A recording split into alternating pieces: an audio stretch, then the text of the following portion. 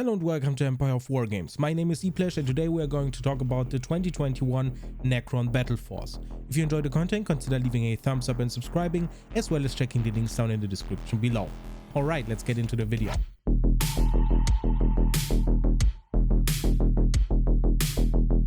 So I was honestly surprised that we are getting a second Necron Battleforce after the one last year. So there's a second one in a row.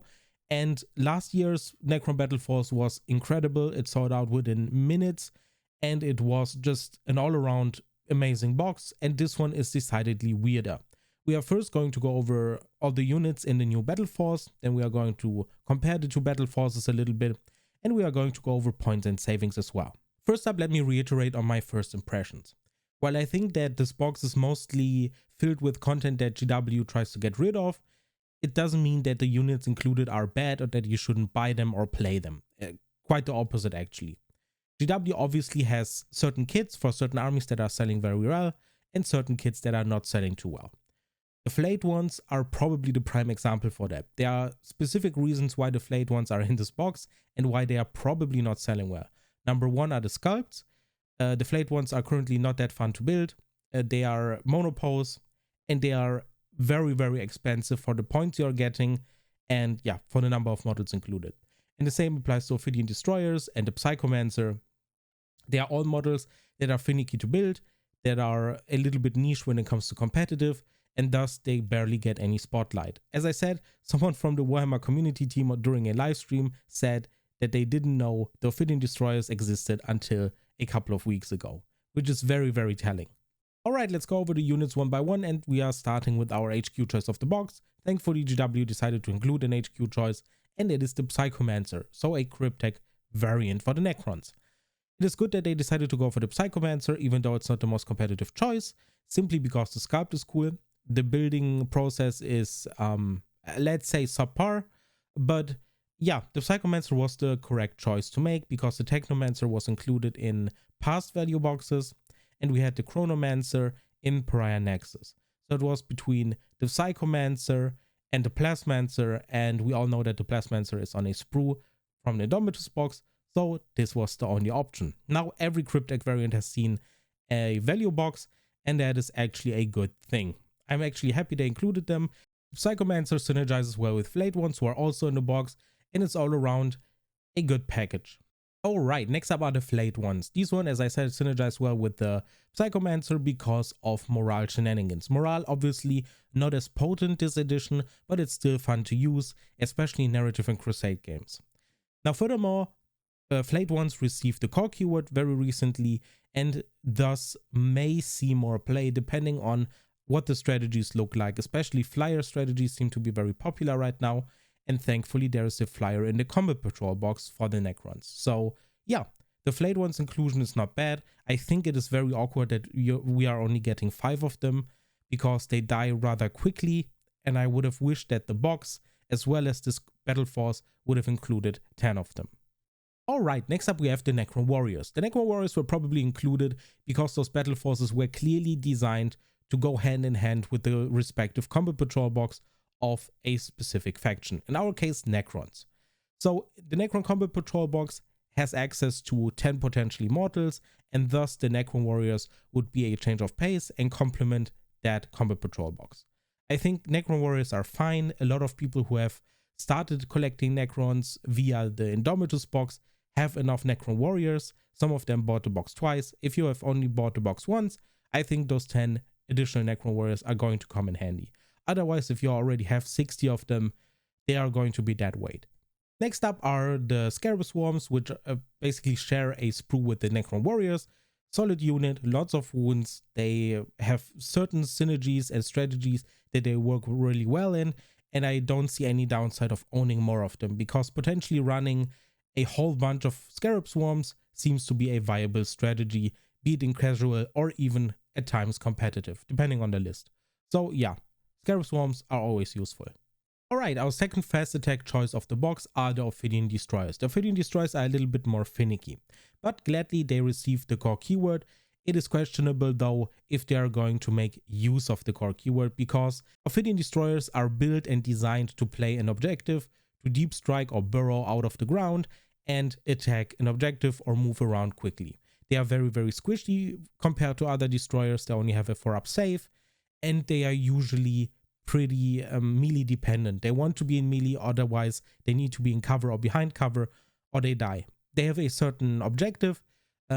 Almost no one owns a set of these, so these ones are going to be universally useful for everyone who likes tinkering around, and it's not going to competitive route.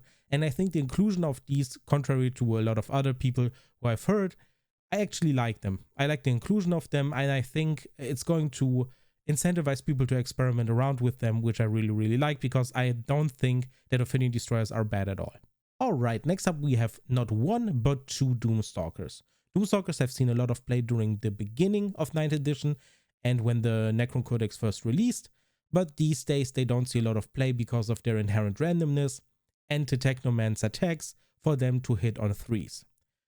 Currently they are still fun to use, especially in Crusade and Narrative. I really enjoy using them in Crusade, but when it comes to competitive they are a little bit too volatile and people like to use other options and spend their points otherwise, which I completely understand. The second problem I have with these is that these are one of the cheaper kits. They are basically the equivalent to the ATV for the Space Marines, and comparatively to other units they were released as expansions to the Indomitus box, and thus the price on them were a little bit lower, and a lot of people kept buying them. Number one, because they were used competitively early, and number two, because they were a little bit cheaper. They are pretty cool units, but I really think a lot of Necron players will have vast amounts of them, sometimes even 3. And if you already own 3 of them and you're looking forward to a new Battleforce, this one is probably not going to be it. And next up we have the Locust Heavy Destroyer, which I forgot in my first impressions video. That model is also one of the cheaper ones. It is basically the equivalent to the assault turret for the Space Marines, and it's a cool model. It has very, very interesting weapons, especially the anti-tank weapon with 3d3 damage is a ton of fun to use, to put it simply. It's a cool addition, and it rounds the box out as a spearhead detachment, which is also very interesting, and we are going to go over the list next. Alright, so the points are 755 for the base box. You can upgrade it a little bit if you equip your Psychomancer with an Arcana, but other than that you have no wiggle room, literally none, because otherwise I would have suggested that you deduct those 5 points and play a 750 point game with this box. But honestly, if you're playing casually or just to try out the box, ask your friend if going 5 points over is fine and you're going to be good. Alright, the next 2 lists you will see on the screen are 1000 points lists, and they are created via the Battleforce and the Recruit Edition, or the Battleforce and the Elite Edition half. Ideally you find someone to split the boxes with, so you can get rid of the Space Marines if you don't collect Space Marines, but otherwise those halves are actually very, very price efficient, and I think they upgrade the boxes very, very well if you want to go for 1000 points or even beyond that. So these are the 2 1000 points lists you can see right now, and here is the raw list of all the points included if you combine both the Elite Edition and the Battleforce. Alright, next up I would like to talk about the aforementioned combination of the Combat Patrol and the Battleforce. They do feel intentional, but we are forced to take a battalion detachment if we do that. Here is the list. We are sitting at 1260 points if I leave everything at default, but you can obviously bump that up to approximately 1350 points if you include the Doom side instead of the Night side, and if you fully equip all the Tomb Blades, which I technically wouldn't recommend. Now, turning this list into a 1250 point list is very easy. You just equip 2 of the 3 Tomb Blades with particle beamers and you can call it a day. Now, this is the second Battleforce I'm reviewing, and it really does already feel like GW really intended for the Combat Patrol box to be a natural upgrade from the Battleforce, and that is really nice because Combat Patrols are obviously available throughout the year and are not an exclusive product. And lastly, we have the pricing. The pricing is still obviously not confirmed, but I'm working with the information from last year, and £125 does seem realistic. The savings add up. 34% or 33% is actually what GW usually aims for, and I can absolutely see the box costing exactly that much. So if it's going to cost that much, I can absolutely recommend it for the price if you don't have 3 Doomstalkers lying around already. Other than that, there's not much more to say about the savings. I'm fairly certain, 90% certain, that the box is going to cost £125, and you can cut 20% from that for the third-party retailers, and then the box gets really, really juicy for all of you Necron fans who have missed out on Doomstalkers and want to try all of the obscure and more exotic units that are in the box. Alright, in conclusion, I would say that this box is decent. It offers an interesting starting force. A spirit detachment for Necrons is certainly a little bit more exotic to start off with if these are your first Necrons. If you are upgrading and don't have any Doomstalkers and you're looking to add some Ophidians and Flayed ones maybe, this is definitely the perfect box. I will say that this box is very obscure. Only 5 Flayed ones is a little bit weird and feels a little bit unsatisfying. And generally speaking, this box is not very much recommended for new players because the building and the assembly steps for the Psychomancer and the Flayed ones are very, very finicky and problematic, at least in my opinion. Now, I said I would compare the new Battleforce with the old Battleforce, and here is the list for the old Battleforce just to, remind you. And the old Battleforce really was a thing of beauty. You had 2 troops choices. Potentially, you can obviously build your models as death marks. You have the Technomancer, which is a great choice for an HQ. You have Canoptic Spiders, the Triarch Stalker, Scarab Swarms, the Triarch Praetorians or Lich Guard, and the Nice or Doom Scythe.